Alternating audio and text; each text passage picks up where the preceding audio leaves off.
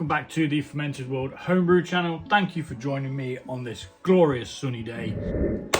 I have no mead fermenting. I have got something that is finished here, which is the Piment, which is a mead that uses grape juice. But I've got nothing fermenting, so I'm going to start with the new ones. That's going to get sorted out soon, so do look out for the going into secondary video for that. But today we are making mead. I've got some juniper berries, 100 grams of, and I've got some Madagascan vanilla pods. Now, I'm not a big fan of vanilla, but I wanted to try a juniper berry mead, and I'm going to use about a quarter of one of these in with the brew, and we're going to see what it does. I'm going to be using half of these, so I'm going to be using 50 grams of these.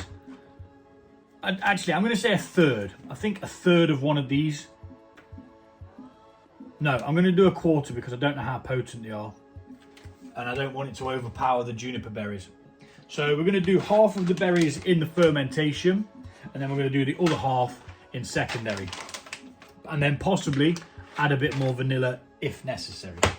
I've already got my start water, just under a litre of. I've got a cup of tea over there brewing for the tannins. So we are just going to go ahead and we're going to add some honey. Oh, that's the organic honey. That was nearly a boo-boo. So I bought some organic honey because I wanted to see whether there was a difference in them and whether I could notice a difference once they're fermented, or even just in the flavour, the initial flavour, if there's any difference. Because if it tastes nicer, sorry, they're a bit dusty. If it tastes nicer, it stands to reason to use something that's ever so slightly more expensive and then back sweetened with nicer honey, which is what I tend to do these days. I've actually got a jar of Spanish Forest honey.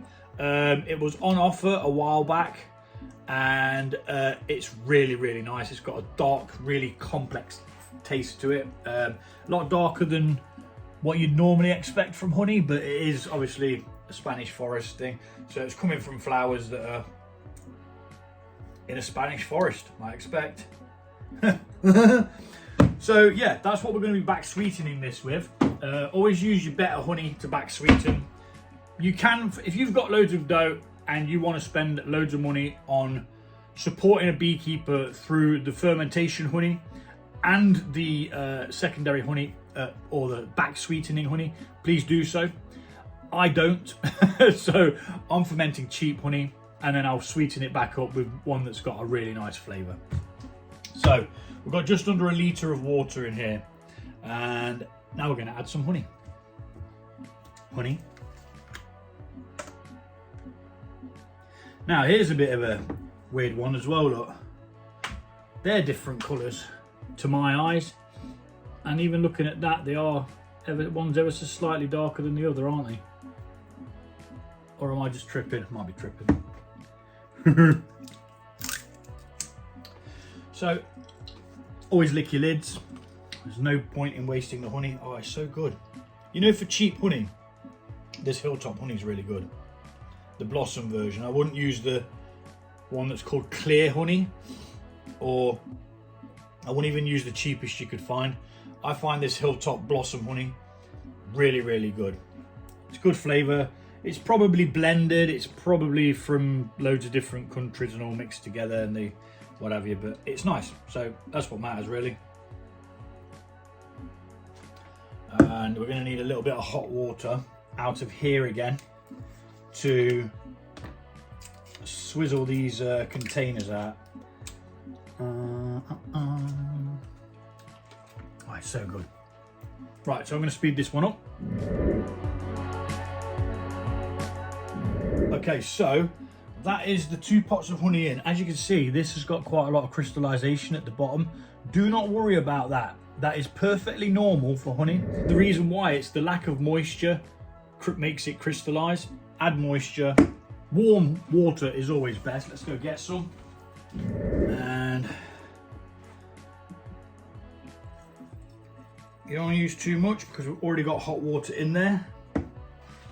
and we are going to be adding this cup of tea eventually, but we'll be adding it before we add any cold water. So it does kind of pressurize, so just be careful. Make sure that you do depressurize it a couple of times. And as you can see, it's starting to wilt down. Might just need a little bit longer than anticipated, but if we leave a little bit of this in there, it'll carry on working on that while we're working on the other one.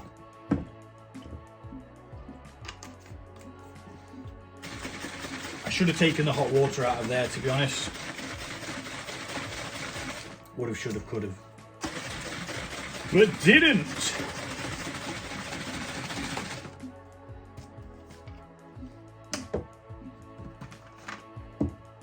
And this only came to me, this idea of using these juniper berries, because I buy a lot of my all grain beer brewing stuff from a company called Brew Supplies, and you have to spend a certain amount to get free delivery. So I literally buy 3 kits worth, 3 beers worth of ingredients, and then order it, because otherwise every time you make a beer, you then got to pay £6 on top for delivery, and it kind of breaks me.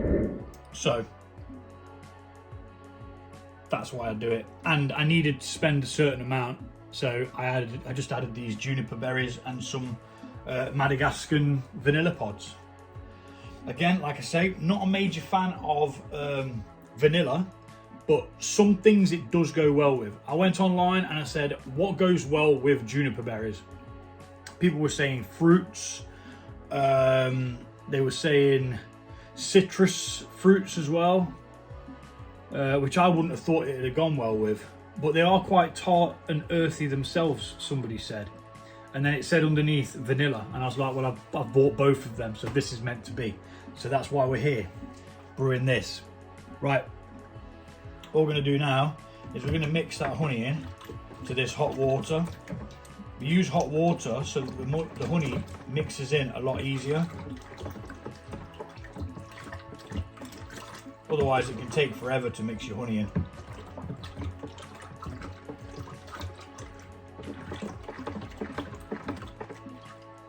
And let's face it, we want all that honey in there. We want it all dissolved. Don't want any floating around in the middle. And there you go. As quick as that, it is now dissolved into the liquid. Let's see where we're going with this. Should be about done.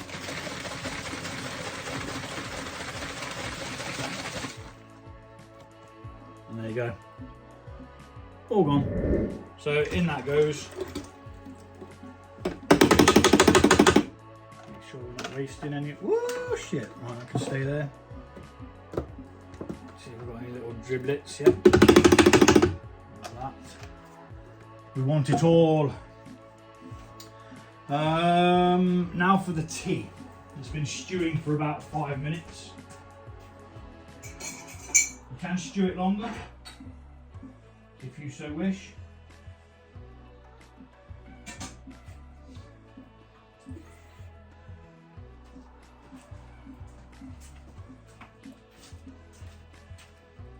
And in it goes.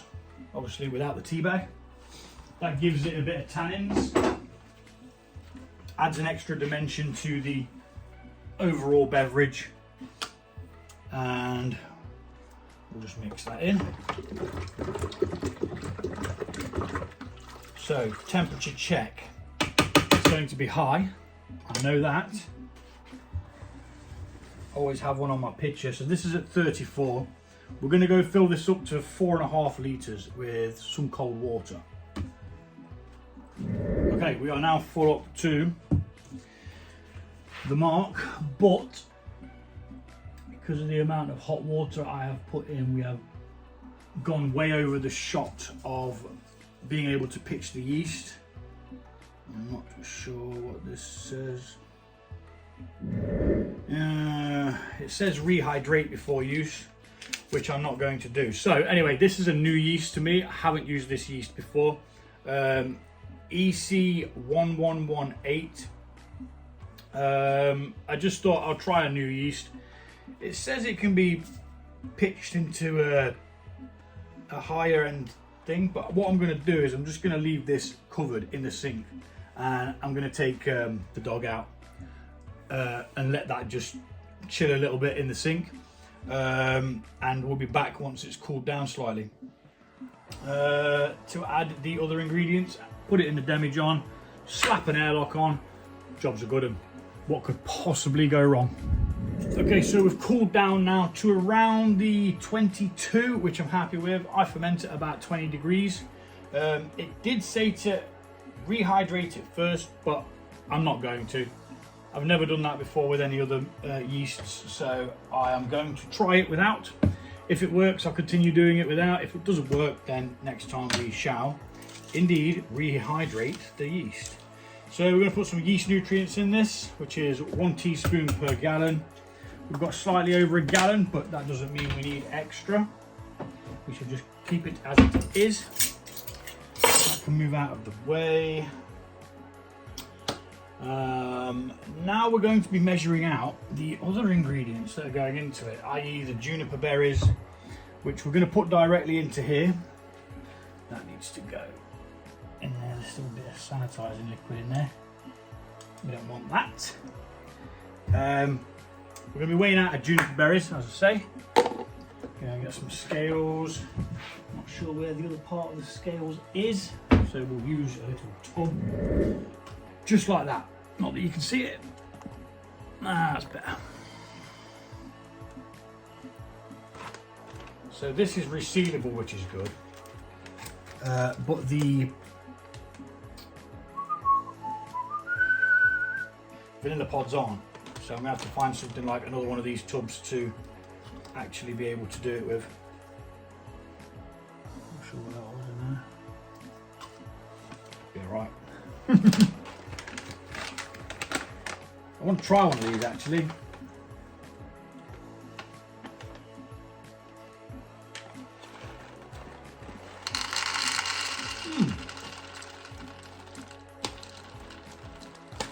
That is very odd. It feels like you're chewing a peppercorn. There's a spiciness to it, but it's not a heat spice. It's kind of like what you'd associate with a curry or something. How bizarre. Quite earthy. Fruity as well, but it's also got that kind of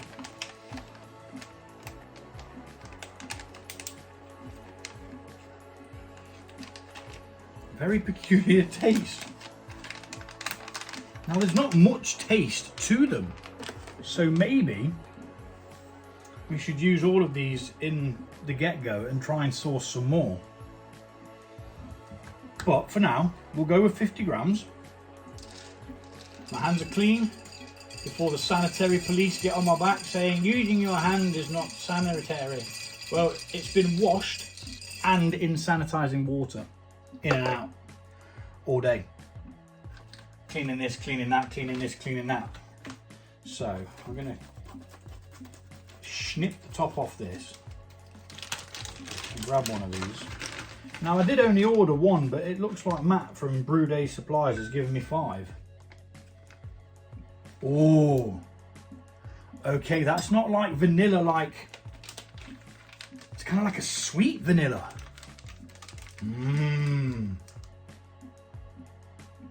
That's very pleasant. But do I go for half, or do I just put a whole one in? Am I supposed to cut it up? Ooh.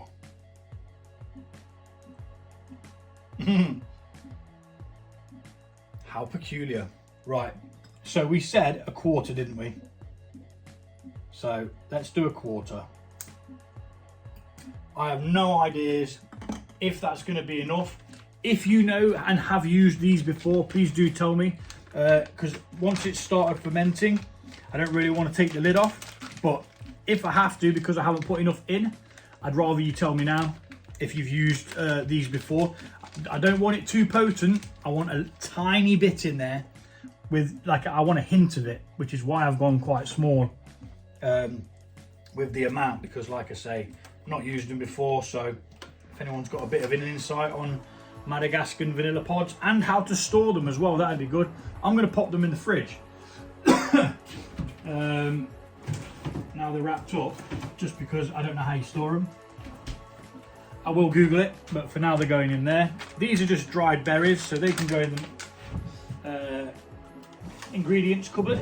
Now, what we are going to do is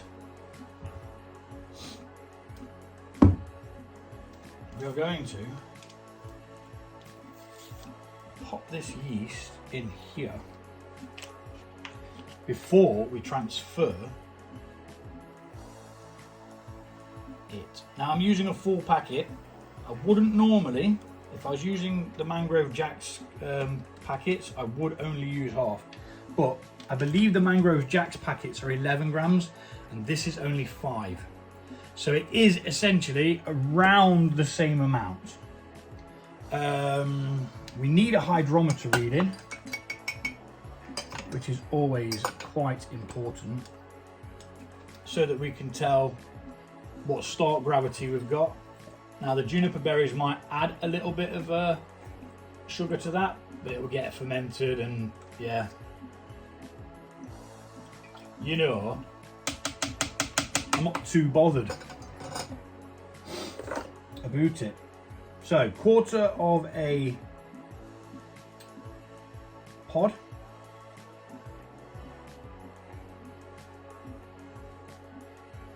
There's a flipping fly in here, I can hear it buzzing around. And we have got 90.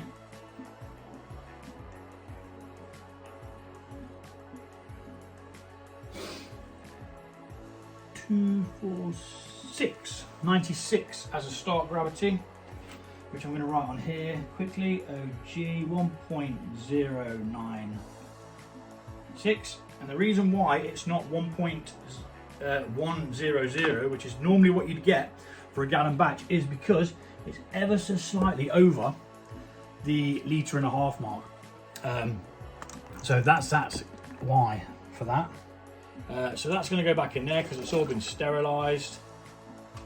And the next step, we transfer this liquid into there with a funnel, nice and nice and gently, he says, and then spills it all over the bloody floor, and then over his hand the second time. And while that's going in, it's going to be helping mix in that yeast.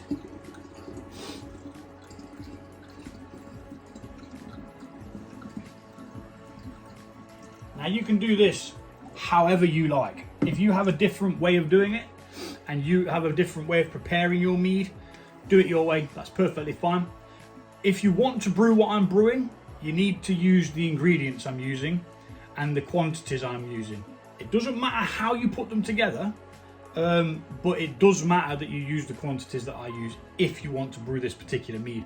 But all of my recipes are literally a guide. If you want to brew this and then think, you know what, I'm going to throw some chilies in, I'm going to throw some apples in, I would like some Parmesan cheese in there, do it. But you won't get what I brew, but you might get something really good. Experiment, but don't experiment for your first ever mead. If you're going to start off brewing mead, do a simple traditional mead, which is just honey.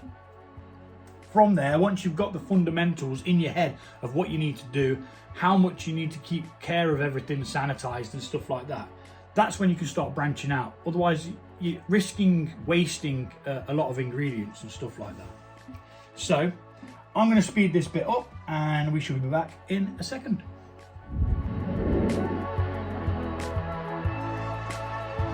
We have got now all of our liquid in there. All that's left to do is give it a damn good mix. Now normally I would use this, but I haven't this time because I put the yeast directly into there instead of mixing it in there. I probably should have mixed it in there. It would have mixed it better, but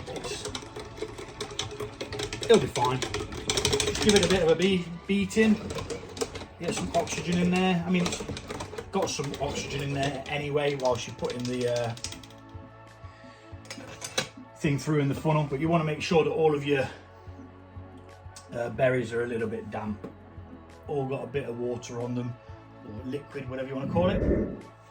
That's it. What we're going to do now is we're going to label it up with a name. I don't know what the name's going to be yet. I'll have to try and think of something stupid. If you've got any suggestions for the mead's name, let me know, and we will name it that. First come, first served, if it's good. If you're going to call it Dave's Toenail, then you know you ain't going to win. It needs to be something to do with juniper and vanilla, or just one of them, or a mix of both, whatever. We'll label it up, we'll put the date on it. The date's really important so that you know when you did it, when you started it, because you have to wait 2 weeks. 2 weeks is the minimum amount of time that I will wait. Even when the airlock has stopped moving, I still put it up to the 2 weeks, and then I'll come back and I'll check it. That's when we move it into secondary, add some more honey, more. I expect there'll be, well, I know there'll be more juniper berries going in, and possibly, depending on how potent the vanilla is in there, we may very well add more vanilla as well. But I only want a hint of vanilla. I don't want it to be overpowering because, as I've said, I'm not a big fan. I can eat vanilla in foods like cakes and things like that, but I think in beverages, I genuinely don't think it has a place. Now, I bought them, but because I needed to spend a certain amount to get free shipping. So it was like spend another £2 or something like that, or £1.50 to get free shipping. So it made sense. But yeah, we are a little bit high on this bit here. Could get a problem with that in the beginning stages, but we'll keep an eye on it. And I've got a blow-off tube ready. I'll show you what a blow-off tube is. In fact, you know what? I'm actually just going to straight away use the blow-off tube, just because it could very well erupt, and with the stuff on the side there, it might very well cause us a problem. So I do need the bottle that I made purposefully for this. Okay, I'm probably going to get told off for this, but this hasn't been sanitized, but this has. Now, inside there is some of the sanitizing solution that I have added to it because I needed to get this done quick. So this has got a hole in the top, but now all of that in there is sanitized inside in there. And this is like just a giant airlock, really. It might not want to go in, but it is going in, whether it likes it or not.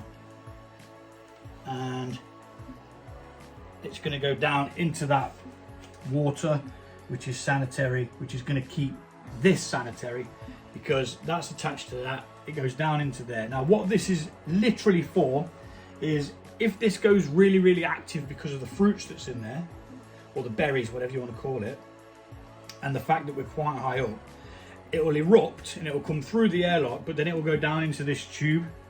And then once it's calmed itself down a little bit, you can then swap it out for a normal airlock. So it's just a precaution for now, because of the levels that we've got. It should be down about there. So, you know, we've probably got 200 ml extra, which could be what's going to cause the problem. But we shall see. Thanks for watching, and we'll be back in 2 weeks to check this one out, give it a taste, add some more honey or whatever else needs to go in it, and yeah, boom. See you then.